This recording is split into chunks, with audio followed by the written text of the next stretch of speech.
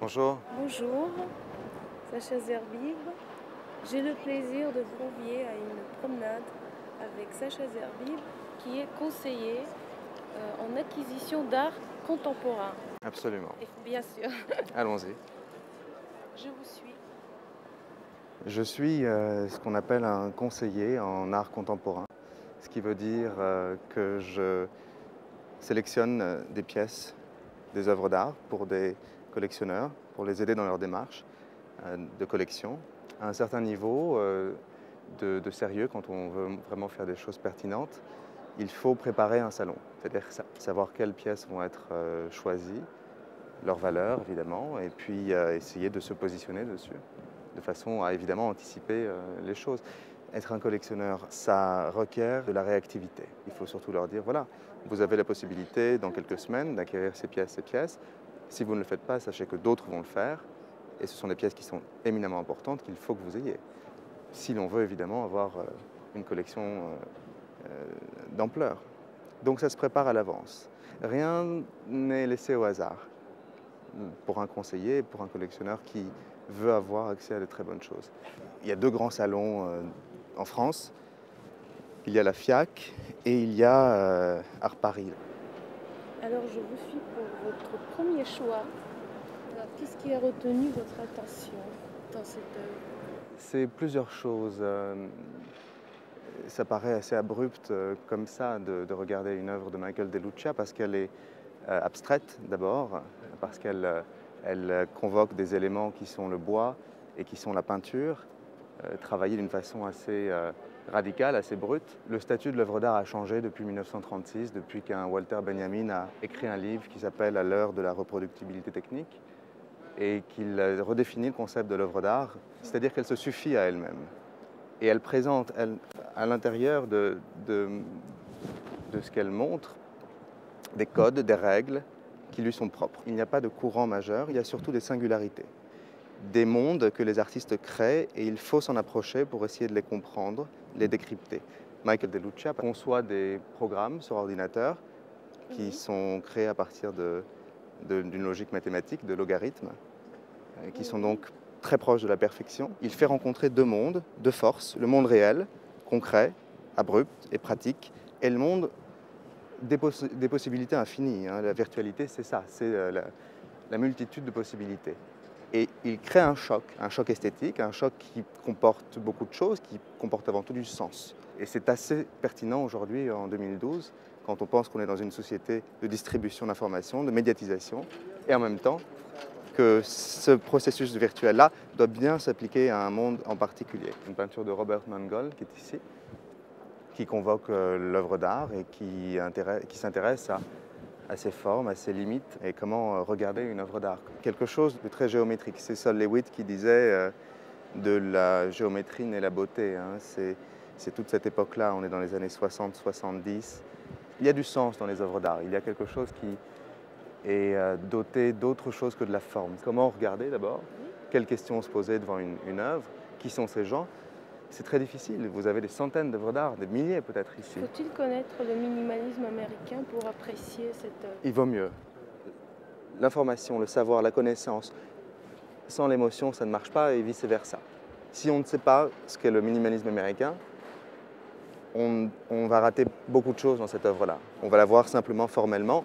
Elle est jolie, elle est intéressante, elle est plaisante, mais on passe complètement à côté de la vertu et, et du potentiel de l'art. Comme s'arrêter une photo d'une personne Et oui, sans le connaître. parce que l'art n'est pas simplement un objet.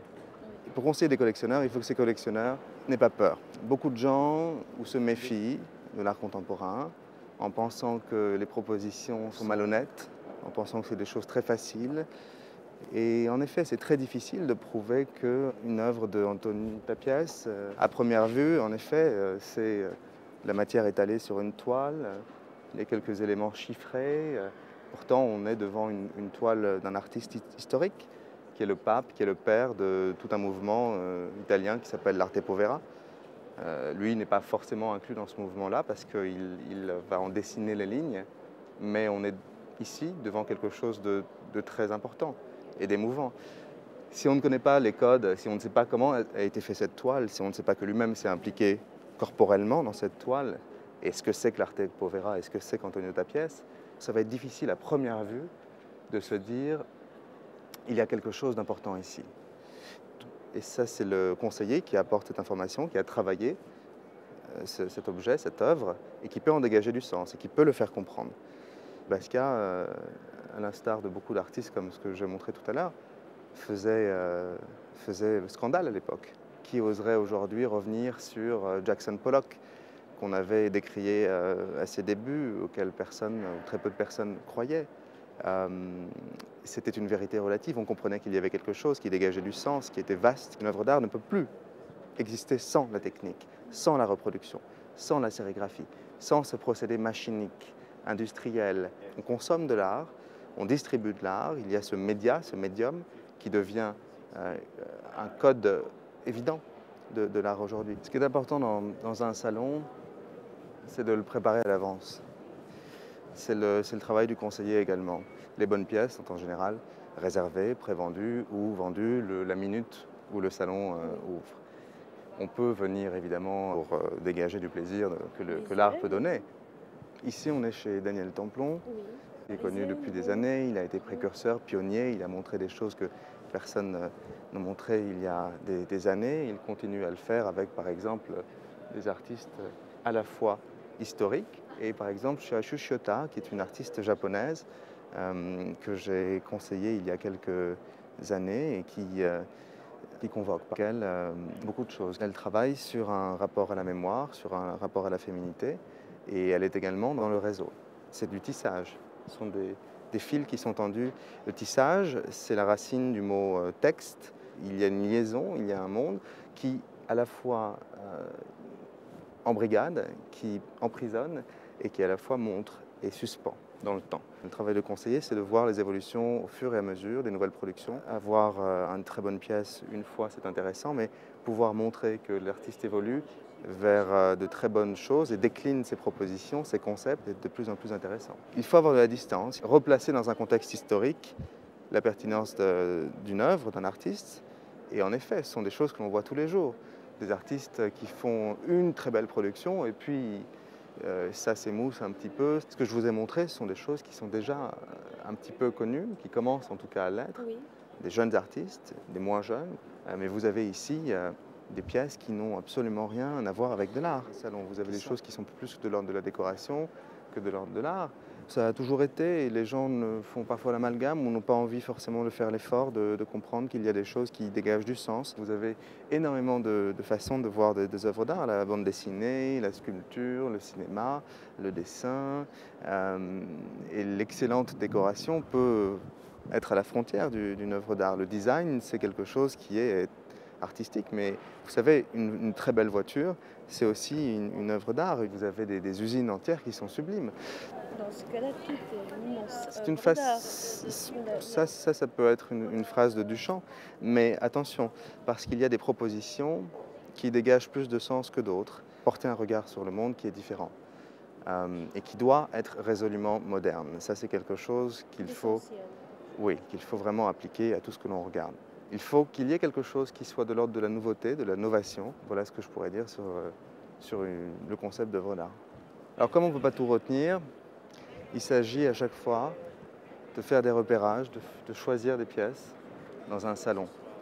On ne peut pas s'intéresser à tout. Voilà, une galerie française, Laurent Godin, qui lui aussi est un galeriste qui a un rayonnement international, où la proposition est singulière, elle est un petit peu risquée parce qu'elle est conceptuelle, parce qu'elle ne montre pas des choses qu'on a déjà vues depuis 10-20 ans et parce qu'on est dans la modernité, dans la novation. Il présente un artiste chinois qui s'appelle Wang Du. C'est quelque chose qui est presque abstrait. Et si on regarde bien, on voit que c'est en fait comme une boulette de papier que l'on va jeter dans une corbeille. Oui. Vous savez, quand vous ramassez une feuille et que... matière. Alors que c'est une matière qui est beaucoup plus lourde et beaucoup plus forte qu'une feuille de papier.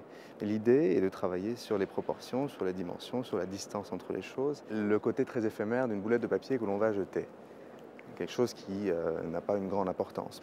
Voilà comment est-ce qu'une œuvre d'art peut parler d'une culture, d'une civilisation, d'un processus formel également. Elle dégage une force émotionnelle assez importante et elle fait sens. Et c'est la jonction des deux qui va créer une œuvre d'art. Mais en fait, il faut s'y intéresser un peu plus en détail. On voit des mots comme la Chine, on comprend que c'est peut-être une rubrique, un article de journal que l'on a froissé. Vous avez un artiste américain éminemment connu qui s'appelle Sol Lewitt. Il est aussi déjà au rang de grand artiste, hein. Et lui, il travaille sur la couleur. Je vous le citais tout à l'heure quand je vous disais de la géométrie naît la beauté. Il pose des règles très simples, sans perspective, sans illusion véritable, en montrant des choses qui sont données, Ce qui des vous aplats attire, de c'est la couleurs. purification, Ce qui m'a- juste l'essentiel. ce qui Dire m'attire, l'essentiel. ce qui m'attire, c'est l'essentiel de cette proposition, le juste équilibre entre les lignes, entre les forces que certaines couleurs peuvent avoir. Et on voit ici que c'est Nous la sommes même aussi idée. dans une géométrie plus libre. Oui, le all-over, c'est une technique qui naît aux États-Unis après la Seconde Guerre mondiale, avec Jackson Pollock encore une fois, où vous avez tout d'un coup des artistes qui interrogent les limites d'une œuvre d'art et qui veulent peindre partout. Elle n'est pas en son centre, elle s'évapore, elle est diffuse. Et ça, c'est profondément américain. Vous avez ici un autre artiste qui s'appelle Alan McCollum. Ce ne sont pas des tests de Rorschach, mais ce sont... Qu'est-ce que c'est? Est-ce que ce sont des ombres d'objets? Comment on perçoit les formes? Comment percevoir les formes? Est-ce qu'elles sont abstraites? Est-ce qu'elles sont d'un monde figuratif, connu? Est-ce qu'elles représentent des objets ou non? Il y a une multitude de questions à se poser devant une œuvre d'art et lui ne fait qu'en poser d'autres. J'ai une dernière question pour vous qui est plus personnelle. Dans votre musée imaginaire, à quel artiste vous consacreriez une exposition permanente? Je dois vous avouer être extrêmement touché par un artiste qui s'appelle Cy Twombly, un artiste donc américain. Oui. Voilà, nous avons ça en commun. La langue est reliée à la civilisation. Le signe ne l'est pas forcément quand il est abstrait. Ça peut être une ébauche, ça peut être un accident, ça peut être ce qu'un enfant va essayer de faire. Certaines lignes vont créer des œuvres abstraites, certaines lignes vont créer des lettres. La lettre, elle n'est pas abstraite, elle donne une sens, elle représente, elle incarne un symbole. C'est tellement riche, donc je choisirais Cy Twombly pour mon musée imaginaire. Oui. Merci beaucoup. Je vous en prie. On va prendre un café.